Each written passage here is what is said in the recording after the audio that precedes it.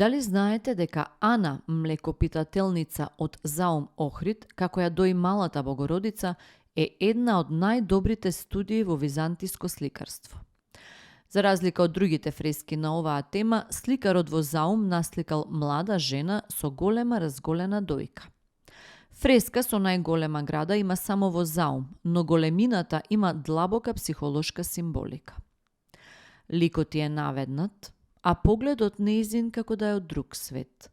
Како да знае дека кој ќе порасне незиното чедо ќе има многу маки.